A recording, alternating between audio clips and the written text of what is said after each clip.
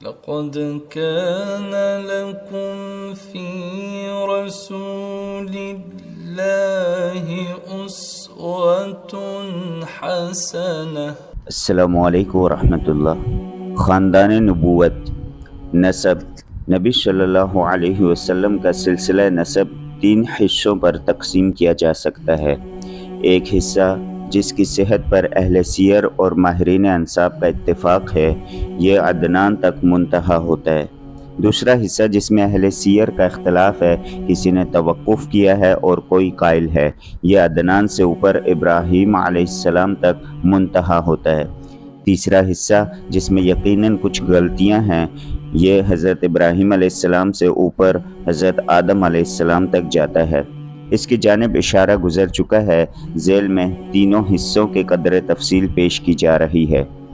پہلا حصہ: محمد بن عبداللہ بن عبد المطلب، شیبہ بن ہاشم، عمر بن عبد مناف بن قصی بن کلاب بن مرہ بن کعب بن لوئی بن غالب بن فہر بن مالک بن نظر بن کنانہ بن خزیمہ بن مدرکہ بن الیاس بن مزر بن نزار بن معد بن عدنان۔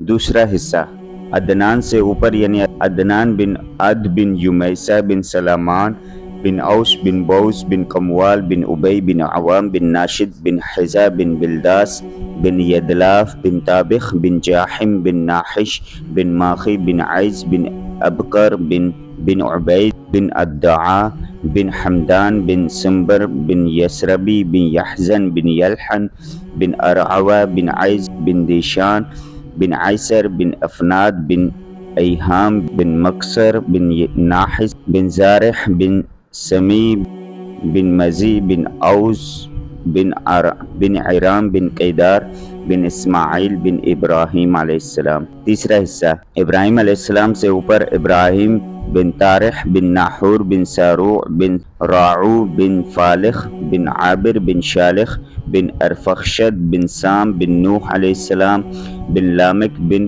متوشلخ بن اخنوع بن یرد بن مہلاہیل بن قینان بن آنوشہ بن شیس علیہ السلام۔ خانوادہ: نبی صلی اللہ علیہ وسلم کا خانوادہ وہ اپنے جد اعلیٰ ہاشم بن عبد مناف کی نسبت سے خانوادہ ہاشمی کے نام سے معروف ہے، اس لیے مناسب معلوم ہوتا ہے کہ ہاشم اور ان کے بعد کے بعض افراد کے مختصر حالات پیش کر دیے جائیں۔ ہاشم: ہم بتا چکے ہیں کہ جب بنو عبد مناف اور بنو عبد الدار کے درمیان عہدوں کی تقسیم پر مصالحت ہو گئی تو عبد مناف کی اولاد میں ہاشم ہی کو سقایا اور رفادہ یعنی حجاج کرام کو پانی پلانے اور ان کی میزبانی کرنے کا منصب حاصل ہوا۔ ہاشم بڑے معزز اور مالدار تھے۔ یہ پہلے شخص ہیں جنہوں نے مکے میں حاجیوں کو شوربہ روٹی سان کر کھلانے کا اہتمام کیا۔ ان کا اصل نام عمر تھا، لیکن روٹی توڑ کر شوربے میں ساننے کی وجہ سے ان کو ہاشم کہا جانے لگا، کیونکہ ہاشم کے معنی ہے توڑنے والا۔ پھر یہی ہاشم وہ پہلے آدمی ہیں جنہوں نے قریش کے لیے گرمی اور جاڑے کے 2 سالانہ تجارتی سفروں کی بنیاد رکھی۔ ان کے بارے میں شاعر کہتا ہے: امر الذی حشم السرید لقومہ قوم مکہ مستنین عجاف سنت الیہ رحلتان کلاہما سفر الشتاء و رحلت الصیف۔ یہ عمر ہی ہیں جنہوں نے قحط کو ماری ہوئی اپنی لاغر قوم کو مکہ میں روٹیاں توڑ کر شوربے میں بھگو کر کھلائیں اور جاڑے اور گرمی کے دونوں سفروں کی بنیاد رکھی۔ ان کا ایک اہم واقعہ یہ ہے کہ وہ تجارت کے لیے ملک شام تشریف لے گئے۔ راستے میں مدینے پہنچے تو وہاں قبیلہ بنی نجار کی ایک خاتون سلمہ بنت عمر سے شادی کر لی اور کچھ دنوں وہیں ٹھہرے رہے۔ پھر بیوی کو حالت حمل میں میکے ہی میں چھوڑ کر ملک شام روانہ ہو گئے اور وہاں جا کر فلسطین کے شہر غزہ میں انتقال کر گئے۔ ادھر سلمہ کے بطن سے بچہ پیدا ہوا۔ یہ 497 کی بات ہے۔ چونکہ بچے کے سر کے بالوں میں سفیدی تھی، اس لیے سلمہ نے اس کا نام شیبہ رکھا اور یثرب میں اپنے میکے ہی کے اندر اس کی پرورش کی۔ آگے چل کر یہی بچہ عبد المطلب کے نام سے مشہور ہوا۔ عرصے تک خاندان ہاشم کے کسی آدمی کو اس کے وجود کا علم نہ ہو سکا۔ ہاشم کے کل 4 بیٹے اور 5 بیٹیاں تھیں، جن کے نام یہ ہیں: اسد، ابو سیفی، نزلہ، عبد المطلب، شفا، خالدہ، ضعیفہ، رقیہ اور جنہ۔ عبد المطلب۔ پچھلے صفحات سے معلوم ہو چکا ہے کہ سقایہ اور رفادہ کا منصب ہاشم کے بعد ان کے بھائی مطلب کو ملا۔ یہ بھی اپنی قوم میں بڑی خوبی و اعزاز کے مالک تھے، ان کی بات ٹالی نہیں جاتی تھی۔ ان کی سخاوت کے سبب قریش نے ان کا لقب فیاض رکھ چھوڑا تھا۔ جب شیبہ یعنی عبد المطلب 10-12 برس کے ہو گئے تو مطلب کو ان کا علم ہوا تو وہ انہیں لینے کے لیے روانہ ہوئے۔ جب یثرب کے قریب پہنچے اور شیبہ پر نظر پڑی تو اشکبار ہو گئے، انہیں سینے سے لگا لیا اور پھر اپنی سواری پر پیچھے بٹھا کر مکہ کے لیے روانہ ہو گئے، مگر شیبہ نے ماں کی اجازت کے بغیر ساتھ جانے سے انکار کر دیا۔ اس لیے مطلب ان کی ماں سے اجازت کے طالب ہوئے مگر ماں نے اجازت نہ دی۔ آخر مطلب نے کہا کہ یہ اپنے والد کی حکومت اور اللہ کے حرم کی طرف جا رہے ہیں۔ اس پر ماں نے اجازت دے دی اور مطلب نے اپنے اونٹ پر بٹھا کر مکہ لے آئے۔ مکے والوں نے دیکھا تو کہا یہ عبد المطلب ہے، یعنی مطلب کا غلام ہے۔ مطلب نے کہا نہیں یہ میرا بھتیجا یعنی میرے بھائی ہاشم کا لڑکا ہے۔ پھر شیبہ نے مطلب کے پاس پرورش پائی اور جوان ہوئے۔ اس کے بعد مقام رومان یعنی یمن میں مطلب کی وفات ہو گئی اور ان کے چھوڑے ہوئے مناصب عبد المطلب کو حاصل ہوئے۔ عبد المطلب نے اپنی قوم میں اس قدر شرف و اعزاز حاصل کیا کہ اس کے آباء و اجداد میں بھی کوئی اس مقام کو نہ پہنچ سکا تھا۔ قوم نے انہیں دل سے چاہا اور ان کی بڑی عزت و قدر کی۔ جب مطلب کی وفات ہو گئی تو نوفل نے عبد المطلب کے صحن پر غاصبانہ قبضہ کر لیا۔ عبد المطلب نے قریش کے کچھ لوگوں سے اپنے چچا کے خلاف مدد چاہی، لیکن انہوں نے یہ کہہ کر معذرت کر لی کہ ہم تمہارے اور تمہارے چچا کے درمیان دخیل نہیں ہو سکتے۔ آخر عبد المطلب نے بنی نجار میں اپنے ماموں کو کچھ اشعار لکھ بھیجے جس میں ان سے مدد کی درخواست کی تھی۔ جواب میں ان کا ماموں ابو سعد بن عدی 80 سوار لے کر روانہ ہوا اور مکہ کے قریب ابتح میں اترا۔ عبد المطلب نے وہیں ملاقات کی اور کہا ماموں جان گھر تشریف لے چلیں۔ ابو سعد نے کہا نہیں خدا کی قسم یہاں تک کہ نوفل سے مل لوں۔ اس کے بعد ابو سعد آگے بڑھا اور نوفل کے سر پر آن کھڑا ہوا۔ نوفل حتیم میں مشائخ قریش کے ہمراہ بیٹھا تھا۔ ابو سعد نے تلوار بے نیام کرتے ہوئے کہا اس گھر کے رب کی قسم اگر تم نے میرے بھانجے کی زمین واپس نہ کی تو یہ تلوار تمہارے اندر پیوست کر دوں گا۔ نوفل نے کہا اچھا لو میں نے واپس کر دی۔ اس پر ابو سعد نے مشائخ قریش کو گواہ بنایا، پھر عبد المطلب کے گھر گیا اور 3 روز مقیم رہ کر عمرہ کرنے کے بعد مدینہ واپس چلا گیا۔ اس واقعے کے بعد نوفل نے بنی ہاشم کے خلاف بنی عبد شمس سے باہمی تعاون کا عہد و پیمان کیا۔ ادھر بنو خزاعہ نے دیکھا کہ بنو نجار نے عبد المطلب کی اس طرح مدد کی ہے تو کہنے لگے کہ عبد المطلب جس طرح تمہاری اولاد ہے ہماری بھی اولاد ہے، لہذا ہم پر اس کی مدد کا حق زیادہ ہے۔ اس کی وجہ یہ تھی کہ عبد مناف کی ماں قبیلہ خزاعہ ہی سے تعلق رکھتی تھی، چنانچہ بنو خزاعہ نے دارالندوہ میں جا کر بنو عبد شمس اور بنو نوفل کے خلاف بنو ہاشم سے تعاون کا عہد و پیمان کیا۔ یہی پیمان تھا جو آگے چل کر اسلامی دور میں فتح مکہ کا سبب بنا۔ تفصیل اپنی جگہ آ رہی ہے۔ بیت اللہ کے تعلق سے عبد المطلب کے ساتھ 2 اہم واقعات پیش آئے، ایک چاہے زمزم کی کھدائی کا واقعہ اور دوسرا فیل کا واقعہ۔ چاہے زمزم کی کھدائی۔ پہلے واقعہ کا خلاصہ یہ ہے کہ عبد المطلب نے خواب دیکھا کہ انہیں زمزم کا کنواں کھودنے کا حکم دیا جا رہا ہے اور خواب ہی میں انہیں اس کی جگہ بھی بتائی گئی۔ انہوں نے بیدار ہونے کے بعد کھدائی شروع کی اور رفتہ رفتہ وہ چیزیں برآمد ہوئیں جو بنو جرہم نے مکہ چھوڑتے وقت چائے زمزم میں دفن کی تھیں، یعنی تلواریں، زرہیں اور سونے کے 2 ہرن۔ عبد المطلب نے تلواروں سے کعبے کا دروازہ ڈالا، سونے کے 2 ہرن بھی دروازے ہی میں فٹ کیے اور حاجیوں کو زمزم پلانے کا بندوبست کیا۔ کھدائی کے دوران یہ واقعہ بھی پیش آیا کہ جب زمزم کا کنواں نمودار ہو گیا تو قریش نے عبد المطلب سے جھگڑا شروع کیا اور مطالبہ کیا کہ ہمیں بھی کھدائی میں شریک کر لو۔ عبد المطلب نے کہا میں ایسا نہیں کر سکتا، میں اس کام کے لیے مخصوص کیا گیا ہوں، لیکن قریش کے لوگ باز نہ آئے، یہاں تک کہ فیصلے کے لیے بنو سعد کی ایک کاہنہ عورت کے پاس جانا طے ہوا۔ اور لوگ مکہ سے روانہ بھی ہو گئے، لیکن راستے میں اللہ تعالیٰ نے انہیں ایسی علامات دکھائیں کہ وہ سمجھ گئے کہ زمزم کا کام قدرت کی طرف سے عبد المطلب کے ساتھ مخصوص ہے، اس لیے راستے ہی میں پلٹ آئے۔ یہی موقع تھا جب عبد المطلب نے نظر مانی کہ اللہ نے انہیں 10 لڑکے عطا کیے اور وہ سب کے سب اس عمر کو پہنچے کہ ان کا بچاؤ کر سکیں، تو وہ ایک لڑکے کو کعبہ کے پاس قربان کر دیں گے۔ واقعہ فیل۔ دوسرے واقعے کا خلاصہ یہ ہے کہ ابرہہ سبا حبشی نے، جو نجاشی بادشاہ حبش کی طرف سے یمن کا گورنر جنرل تھا، جب دیکھا کہ اہل عرب خانہ کعبہ کا حج کرتے ہیں تو صنعاء میں ایک بہت بڑا کلیسا تعمیر کیا اور چاہا کہ عرب کا حج اسی کی طرف پھیر دے، مگر جب اس کی خبر بنو کنانہ کے ایک آدمی کو ہوئی تو اس نے رات کے وقت کلیسا کے اندر گھس کر اس کے قبلے پر گندگی کر دی۔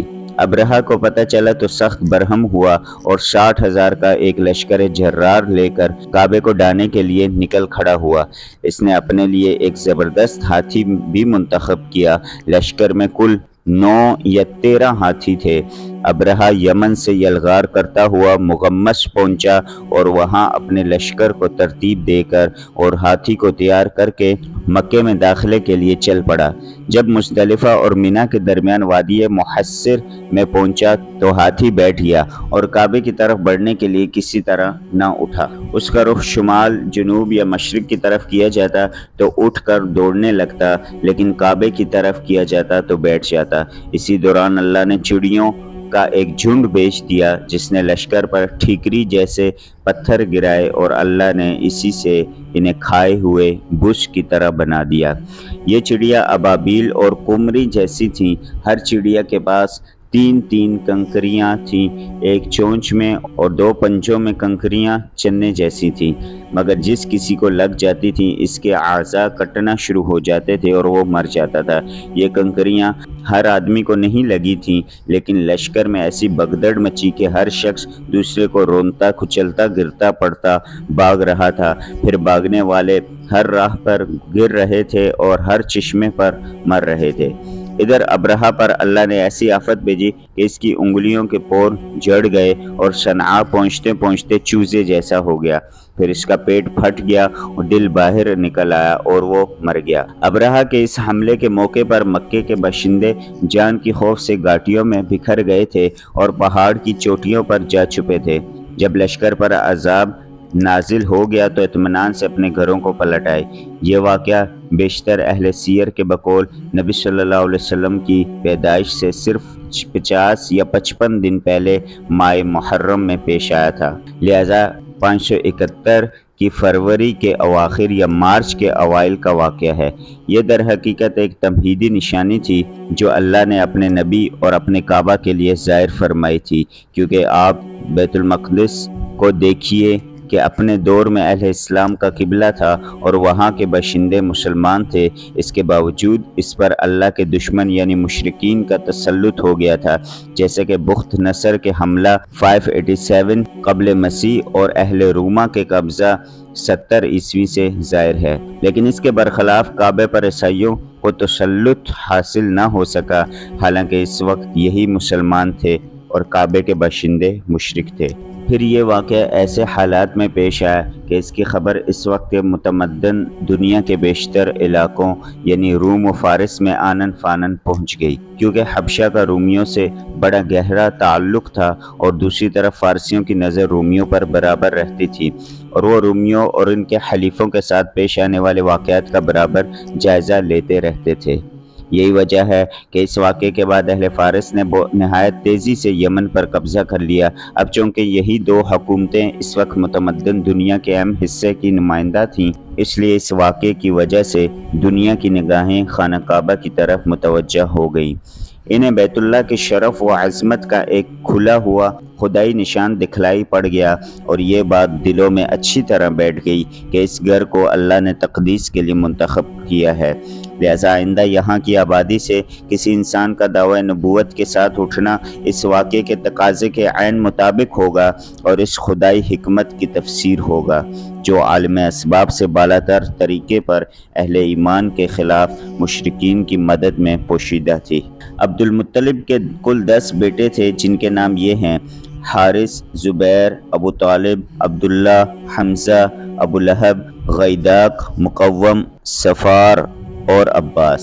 بعض نے کہا ہے 11 تھے، ایک کا نام قسم یا قسم تھا، اور بعض اور لوگوں نے کہا ہے کہ 13 تھے، ایک کا نام عبد الکعبہ اور ایک کا نام حجل تھا۔ لیکن 10 کے قائلین کہتے ہیں کہ مقوم ہی کا دوسرا نام عبد الکعبہ اور غیداق کا دوسرا نام حجل تھا، اور قسم نام کا کوئی شخص عبد المطلب کی اولاد میں نہ تھا۔ عبد المطلب کی بیٹیاں 6 تھیں، نام یہ ہیں: ام الحکیم، ان کا نام بیضا ہے، برہ، عاتقہ، صفیہ، عروہ اور امیمہ۔ عبداللہ رسول اللہ صلی اللہ علیہ وسلم کے والد محترم، ان کی والدہ کا نام فاطمہ تھا اور وہ عمر بن عائز بن عمران بن مخزوم بن یقظہ بن مرہ کی صاحبزادی تھی۔ عبد المطلب کی اولاد میں عبداللہ سب سے زیادہ خوبصورت، پاک دامن اور چہیتے تھے اور ذبیح کہلاتے تھے۔ ذبیح کہلانے کی وجہ یہ تھی کہ جب عبد المطلب کے لڑکوں کی تعداد پوری 10 ہو گئی اور وہ بچاؤ کرنے کے لائق ہو گئے تو عبد المطلب نے انہیں اپنی نظر سے آگاہ کیا۔ سب نے بات مان لی۔ اس کے بعد عبد المطلب نے قسمت کے تیروں پر ان سب کے نام لکھے اور حبل کے قیم کے حوالے کیا۔ قیم نے تیروں کو گردش دے کر قرہ نکالا تو عبداللہ کا نام نکلا۔ عبد المطلب نے عبداللہ کا ہاتھ پکڑا، چھری لی اور ذبح کرنے کے لیے خانہ کعبہ کے پاس لے گئے، لیکن قریش اور خصوصاً عبداللہ کے ننیال والے یعنی بنو مخزوم اور عبداللہ کے بھائی ابو طالب آڑے آئے۔ عبد المطلب نے کہا، تب میں اپنی نظر کا کیا کروں؟ انہوں نے مشورہ دیا کہ وہ کسی خاتون عرافہ کے پاس جا کر حل دریافت کریں۔ عبد المطلب ایک عرافہ کے پاس گئے۔ اس نے کہا، عبداللہ اور 10 اونٹوں کے درمیان قرعہ اندازی کریں، اگر عبداللہ کا نام قرعہ نکلے تو مزید 10 اونٹ بڑھا دیں۔ اس طرح اونٹ بڑھاتے جائیں اور قرعہ اندازی کرتے جائیں یہاں تک کہ اللہ راضی ہو جائے، پھر اونٹوں کے نام قرعہ نکل آئے تو انہیں ذبح کر دیں۔ عبد المطلب نے واپس آ کر عبداللہ اور 10 اونٹوں کے درمیان قرعہ اندازی کی، مگر قرعہ عبداللہ کے نام نکلا۔ اس کے بعد وہ 10 اونٹ بڑھاتے گئے اور قرعہ اندازی کرتے گئے، مگر قرعہ عبداللہ کے نام ہی نکلتا رہا۔ جب 100 اونٹ پورے ہو گئے تو قرعہ اونٹوں کے نام نکلا۔ اب عبد المطلب نے انہیں عبداللہ کے بدلے ذبح کیا اور وہیں چھوڑ دیا۔ کسی انسان یا درندے کے لیے کوئی رکاوٹ نہ تھی۔ اس واقعے سے پہلے قریش اور عرب میں خون بہا دیت کی مقدار 10 اونٹ تھی، مگر اس واقعے کے بعد 100 اونٹ کر دی گئی۔ اسلام نے بھی اس مقدار کو برقرار رکھا۔ نبی صلی اللہ علیہ وسلم آپ کا یہ ارشاد مروی ہے کہ میں 2 ذبیح کی اولاد ہوں، ایک حضرت اسماعیل علیہ السلام اور دوسرے آپ صلی اللہ علیہ وسلم کے والد عبداللہ۔ عبد المطلب نے اپنے صاحبزادے عبداللہ کی شادی کے لیے حضرت آمنہ کا انتخاب کیا جو وہب بن عبد مناف بن زہرہ بن کلاب کی صاحبزادی تھی اور نسب اور رتبے کے لحاظ سے قریش کی افضل ترین خاتون شمار ہوتی تھیں۔ ان کے والد نسب اور شرف دونوں حیثیت سے بنو زہرہ کے سردار تھے۔ وہ مکہ ہی میں رخصت ہو کر حضرت عبداللہ کے پاس آئیں، مگر تھوڑے عرصے بعد عبداللہ کو عبد المطلب نے کھجور لانے کے لیے مدینہ بھیجا اور وہ وہیں انتقال کر گئے۔ بعض اہل سیر کہتے ہیں کہ وہ تجارت کے لیے ملک شام تشریف لے گئے تھے۔ قریش کے ایک قافلے کے ہمراہ واپس آتے ہوئے بیمار ہو کر مدینہ اترے اور وہیں انتقال کر گئے۔ تدفین نابغہ جعدی کے مکان میں ہوئی۔ اس وقت ان کی عمر 25 برس کی تھی۔ اکثر مورخین کے بقول ابھی رسول اللہ صلی اللہ علیہ وسلم پیدا نہیں ہوئے تھے، البتہ بعض اہل سیر کہتے ہیں کہ آپ صلی اللہ علیہ وسلم کی پیدائش ان کے وفات سے 2 ماہ پہلے ہو چکی تھی۔ جب ان کے وفات کی خبر مکہ پہنچی تو حضرت آمنہ نے نہایت درد انگیز مرثیہ کہا جو یہ ہے: عفا جانب البطحاء من زین ہاشم وجاور لحدا خارجا فی الغماغم دعته المنایا دعوة فأجابها وما تركت في الناس مثل ابن هاشم عشية راحوا يحملون سريره تعاوره أصحابه في التراحم فإن يك غالته المنون وريبها فقد كان معطاء كثير التراحم۔ بطحا کی آغوش ہاشم کے صاحبزادے سے خالی ہو گئی، وہ بانگ و خروش کے درمیان ایک لحد میں آسودہ خواب ہو گیا۔ اسے موت نے ایک پکار لگائی اور اس نے لبیک کہہ دیا۔ اب موت نے لوگوں میں ابن ہاشم جیسا کوئی انسان نہیں چھوڑا۔ کتنی حسرت ناک تھی وہ شام جب لوگ انہیں تخت پر اٹھائے لے جا رہے تھے۔ اگر موت اور موت کے حوادث نے ان کا وجود ختم کر دیا ہے تو ان کے کردار کے نقوش نہیں مٹائے جا سکتے۔ وہ بڑے دانا اور رحم دل تھے۔ عبداللہ کا کل طریقہ یہ تھا: 5 اونٹ، بکریوں کا ایک ریوڑ، ایک حبشی لونڈی جس کا نام برکت تھا اور کنیت ام ایمن۔ یہی ام ایمن ہیں جنہوں نے رسول اللہ صلی اللہ علیہ وسلم کو گود میں کھلایا تھا۔